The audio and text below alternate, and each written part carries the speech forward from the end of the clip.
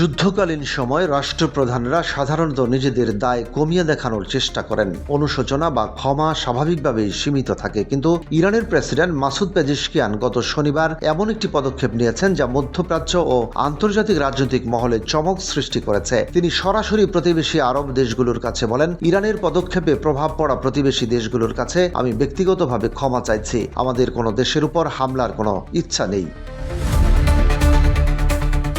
প্রেসিডেন্টের এই বক্তব্য রাজনৈতিক বিশ্লেষকদের কাছে ব্যতিক্রমী হলেও ইরানীয় কট্টরপন্থীদের মধ্যে তীব্র বিতর্কের সৃষ্টি করেছে, কারণ সাধারণত যুদ্ধের সময় নেতারা দায়িত্ব নিতে ভয় পান এবং দায়শীলতায় এড়িয়ে যান। পেজেশকিয়ান তার বক্তব্যে নিজস্ব দায়বোধ প্রকাশ করে কূটনৈতিক ও রাজনৈতিক উত্তেজনা প্রশমনের চেষ্টা করেছেন। তিনি আরও জানান, আমাদের অস্থায়ী নেতৃত্ব পরিষদ আশেপাশের দেশগুলোতে হামলা স্থগিত রাখতে রাজি হয়েছে যতক্ষণ না আমাদের ভূখণ্ডে আক্রমণ করা হয়। এছাড়া মার্কিন প্রেসিডেন্ট ডোনাল্ড ট্রাম্পের ইরানকে নিঃশর্ত আত্মসমর্পণ করার আহ্বানকে পেজেশকিয়ান স্বপ্ন হিসেবে উড়িয়ে দিয়েছেন। তিনি বলেছেন, ইরান তাদের সীমান্ত ও স্বার্থ রক্ষার জন্য সজাগ থাকলেও প্রতিবেশী দেশের সঙ্গে রক্তক্ষয়ী সংঘাত চায় না। ইরানের সর্বোচ্চ জাতীয় নিরাপত্তা পরিষদের চেয়ারম্যান আলী লারিজানি জানিয়েছেন, যুদ্ধ পরিচালনার বিষয়ে কর্মকর্তাদের মধ্যে কোনো মতবিরোধ নেই। প্রতিক্রিয়া সুশৃঙ্খলভাবে হবে, তবে শুধুমাত্র প্রয়োজন অনুযায়ী।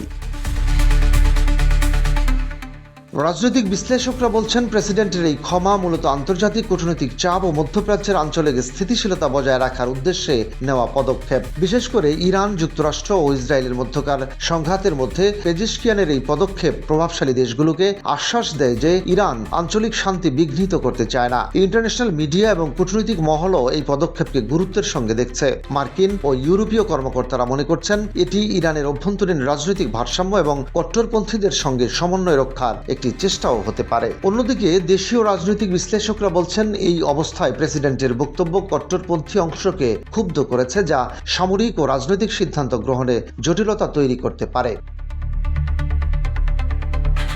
পেজেশকিয়ানের এই ব্যতিক্রমী অবস্থান শুধু আঞ্চলিক রাজনৈতিক মঞ্চে নয়, আন্তর্জাতিক কূটনৈতিক পরিমণ্ডলেও প্রভাব ফেলেছে। বিশেষজ্ঞরা বলছেন, এমন সময় ক্ষমা ও দুঃখ প্রকাশের মাধ্যমে যুদ্ধের উত্তেজনা কমানোর চেষ্টা করা এটি ইরানের অভ্যন্তরীণ ও আন্তর্জাতিক কৌশলগত ভাবমূর্তির এক অংশ।